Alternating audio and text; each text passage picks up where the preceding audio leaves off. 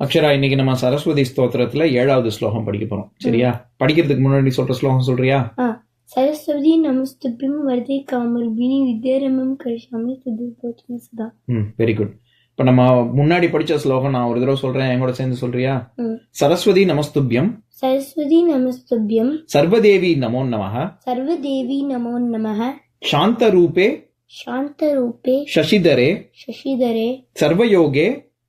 சர்வயோகே நமோ நமஹ. நமோ நமஹ.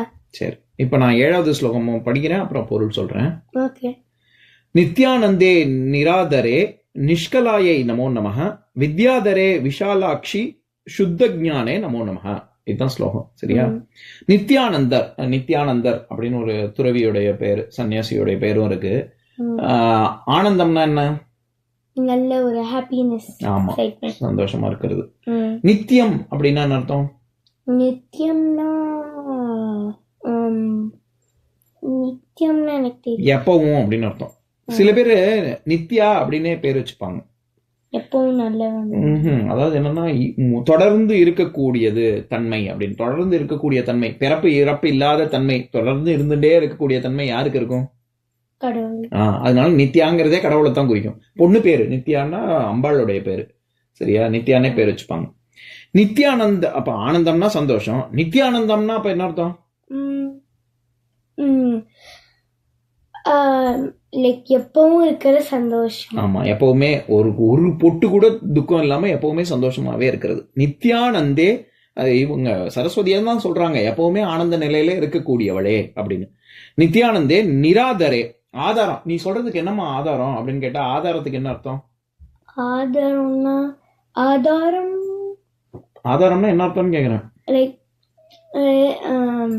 ஒரு எப்படி சொல்றது, ஆதாரம்னா ப்ரூஃப். Very good. ப்ரூஃப்.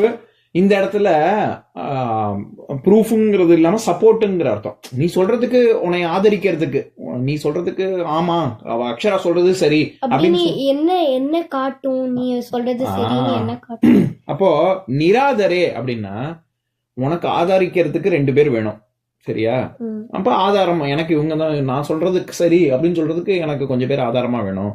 ஆனா நிராத, நிர் அப்படிங்கிற அடைமொழி, அதாவது இதுல சமஸ்கிருதத்தை பொறுத்த வரைக்கும் ப்ரிஃபிக்ஸ் முன்னாடி சேர்க்கிற பகுதி வந்து நிர் அப்படின்னு சேர்த்தா அது வந்து ஆப்போசிட். எப்படி சுரன் அசுரன், சுரன் அகரம் சேர்க்கிறோம்ல, சுரன் அசுரன், நீதி அநீதி, தர்மம் அதர்மம், அந்த மாதிரி நிருங்கிறதும் ஆப்போசிட்டை குறிக்கும்.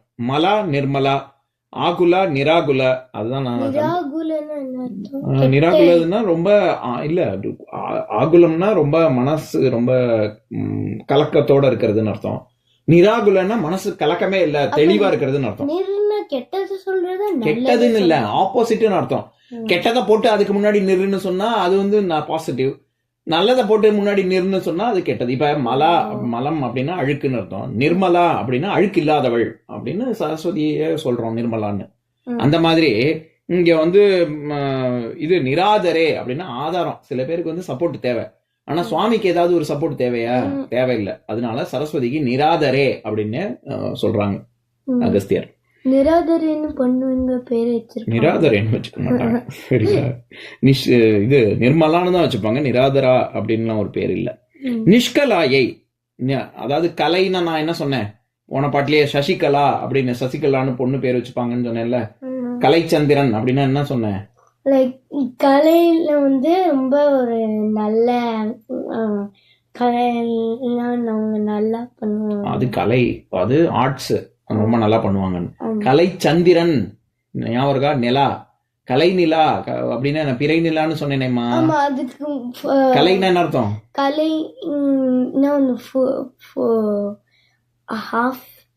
ஒரு பகுதின்னு அர்த்தம். ஒரு பாதின்னு சொல்றோம்ல, பாதியில ஒரு பார்ட்.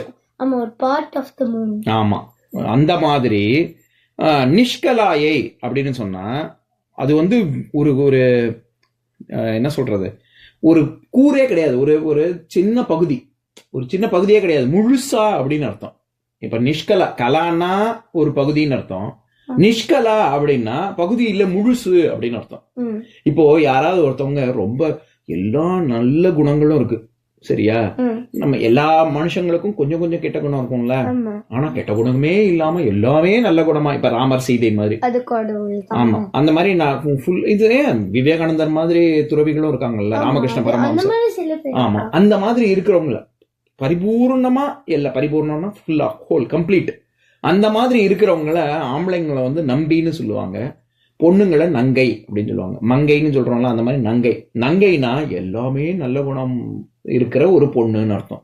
நம்பி அப்படின்னா எல்லாமே நல்ல குணம் இருக்கிற ஒரு ஆம்பளைன்னு அர்த்தம். சரியா?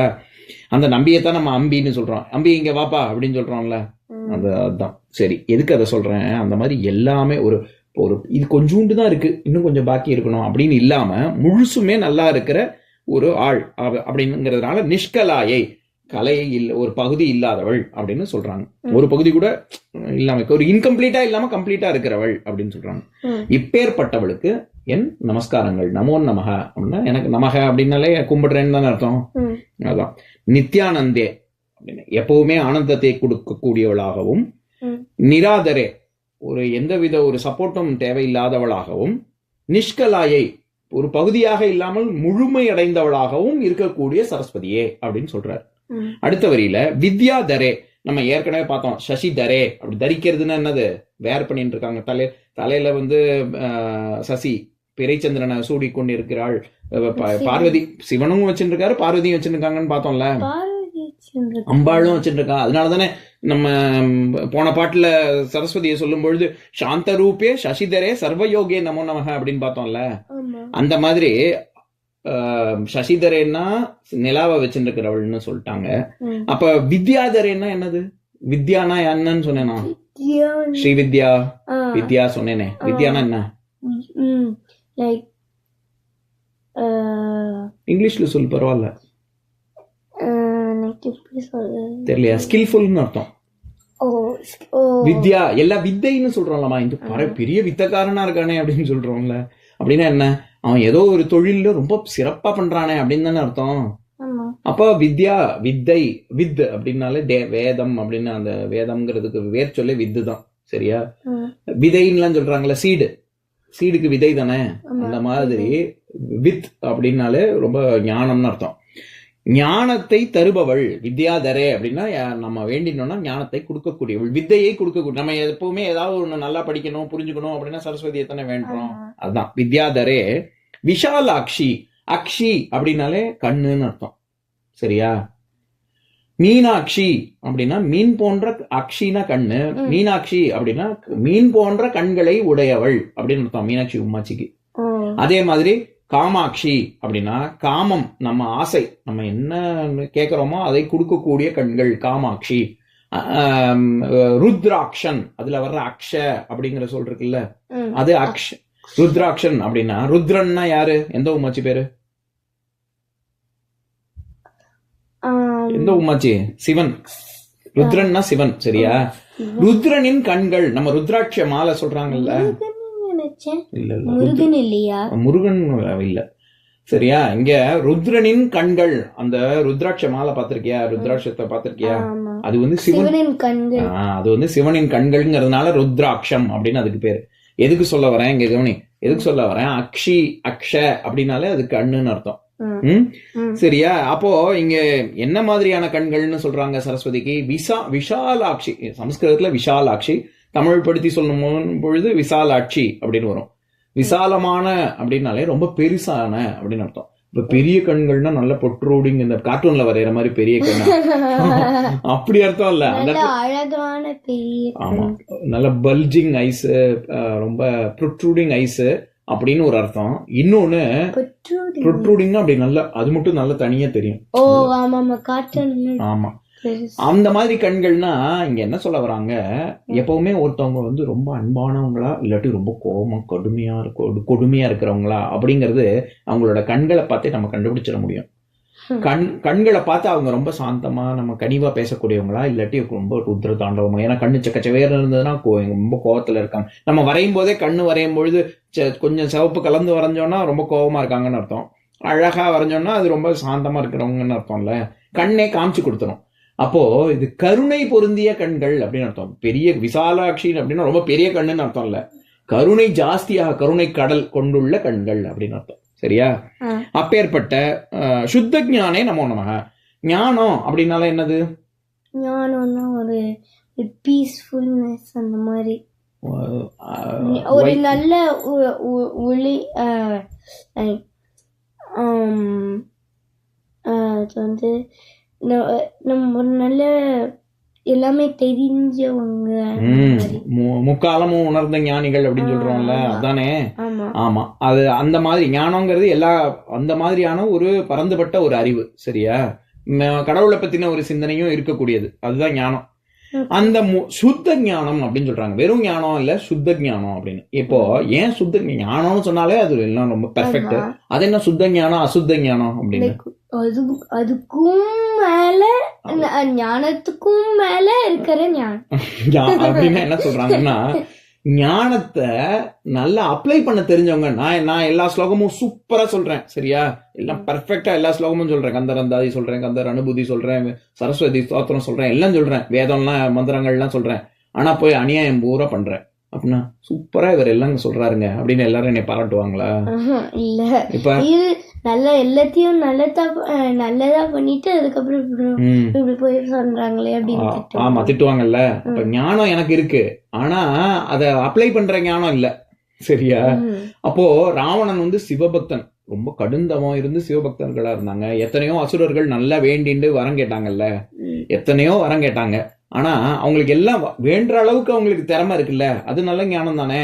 ஆனா கேட்கும் பொழுது, வரம் கேட்கும் பொழுது என்ன கேட்டாங்க? முக்தியவா கேட்டாங்க? எனக்கு இது வேணும், அது வேணும், சாகாம இருக்கணும், இப்படித்தானே கச்சாமச்சான்னு கேட்டாங்க. அப்போ எது நம்மளுடைய குறிக்கோள், எது இலக்குன்னு அவங்களுக்கு தெரியல. மற்றபடி எல்லா ஞானமும் இருக்கு, அது அசுத்த ஞானம். எது நமக்கு நம்மளுடைய லட்சியம் என்ன அப்படிங்கறத தெளிவா தெரிஞ்சு வச்சுட்டு இருக்கவங்க அவங்க சுத்த ஞானிகள். சரியா? அப்பேற்பட்ட சுத்த ஞானத்தின் ஸ்வரூபமாக இருக்கக்கூடிய சரஸ்வதியே அப்படின்னு அகஸ்தியர் சொல்றாரு.